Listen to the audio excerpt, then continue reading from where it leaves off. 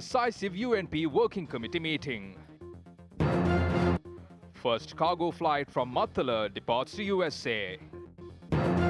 Wind speed in sea areas expected to increase during the next 24 hours.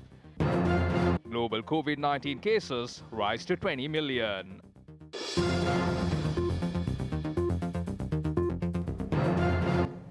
A very good afternoon. You're watching Lunchtime News on TV1. For the Newsfirst team, I'm Yuki Pasha. Let's start off with a look at your local stories. Members of civil organisation Venerable Alf Kamendra Ratna Thero filed a complaint at the National Elections Commission today.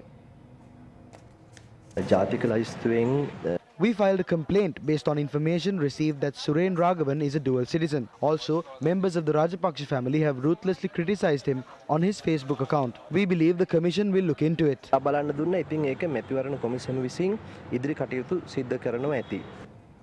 A meeting of the Central Working Committee of the United National Party is currently taking place at the party headquarters, Sirikota.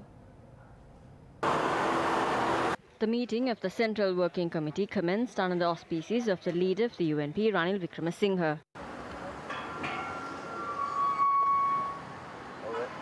Former MPs Akila Virat Karyawasam, Vijaya Abewardana, Sagala Ratnayaka, Daya Gamaki, John Amaratunga, Arjuna Ranatunga, Palita Thevara Peruma and Saman Ratna Priya attended the meeting.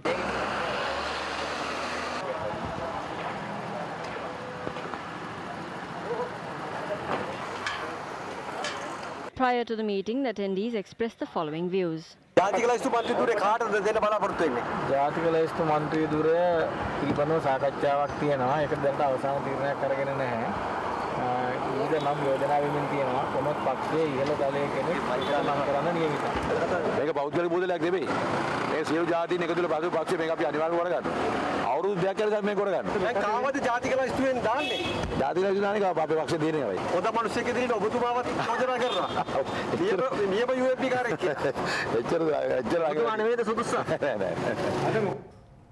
Moving on, General Secretary of the SLFP Mahinda Amarveera states that the Sri Lanka Freedom Party will support the President and Prime Minister without any conditions.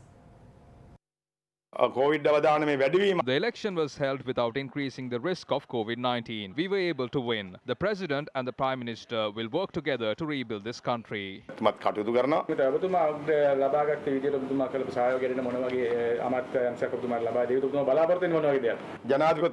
We have placed an enormous amount of trust on the President and the Prime Minister. They know about the economy. I did everything I was asked to do properly. They have placed their trust on me in terms of these responsibilities. The SLFP will be convened today. We made a decision to extend our unconditional support to the President and the Prime Minister. Meanwhile, schools across the island opened today.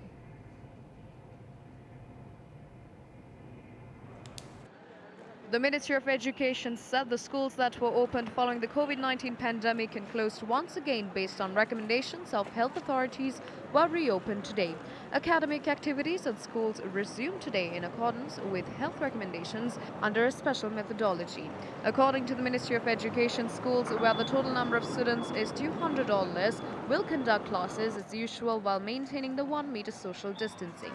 Schools conducting academic activities from grade 1 to 5 where the total number of students exceed 200 and secondary schools conducting classes for primary students are to be reopened as follows.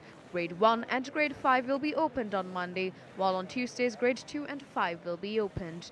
Schools are open for grade 3 and grade 5 students on Wednesday, while grade 4 and grade 5 students will have to attend schools on both Thursday and Friday. Secondary schools that provides education for more than 200 students will be opened for grades 6, 10, 11, 12 and 13 on Mondays. Tuesdays, students for grades 7, 10, 11, 12 and 13 will be opened. On Wednesday, grades 8, 10, 11, 12 and grade 13.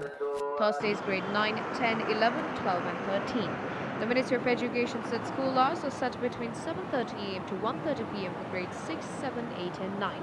The Ministry further notes school hours of students of grade 10, 11, 12 and 13 is set between 7:30 a.m. to 3:30 p.m. The circular issued by the Ministry of Education says all academic staff are required to return to work. The circular further notes except for the academic staff whose timetables set till 3:30 p.m., The office hours of the rest of staff members will remain between 7:30 to 1:30 p.m. Meanwhile, the circular further notes canteens at school will remain closed until the health authorities confirm the COVID-19 situation is under control. In some tragic local news, a person has died after being attacked by a wild elephant in the Hamillagolla Mahakubukadavala Anakaduwa. The elephant attack happened at 6 a.m. today at Halmilgolla, Mahakubukadavala, Anakaduwa. The individual was attacked when he was leaving the house. Residents claim that wild elephants roam into the village from the Tabbova sanctuary. Residents of the Halmilgolla point out that this is the third death reported from a wild elephant attack in Halmilgolla. Meanwhile, the people in Mahavilachya, Mana Junction, Yaya 7, Anuradhapura 2 are suffering due to elephant attacks. Agriculture is the main mode of income for the people of this village, which borders the Vilpattu Reserve. Wild elephants destroy the crops of the village, which homes close to 300 families. Moving on, 176 people were repatriated to the country from a special flight today. 176 Sri Lankans residing abroad were repatriated to the island today. Manager on duty at the BIA said 148 Sri Lankans were repatriated from Narita, Japan today, while 28 Sri Lankans were repatriated from Doha, Qatar. PCR tests have been conducted on the group and they have been directed for quarantine. Meanwhile, the Met Department states that the wind speed in the sea areas of the coast extending from Kankasanthure to Colombo via Mannar and from Mathur to Pothuwil could increase up to 60 kilometers per hour.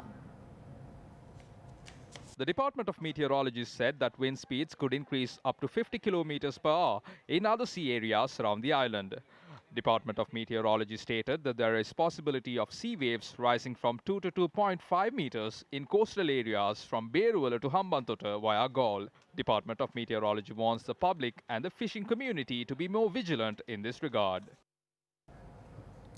The National Operations Center for the Prevention of COVID-19 says 171,169 PCR tests have been conducted in total thus far in the island. The National Operations Center said 680 PCR tests were conducted yesterday alone. Total COVID-19 infections in the island rose to 2,844. The Ministry of Health said 254 patients are still under medical observation, while 2,579 patients have recovered. 3 COVID-19 patients were identified yesterday. While 2 of the patients identified yesterday were from the Senapura Rehabilitation Center, another patient was undergoing quarantine after returning from India.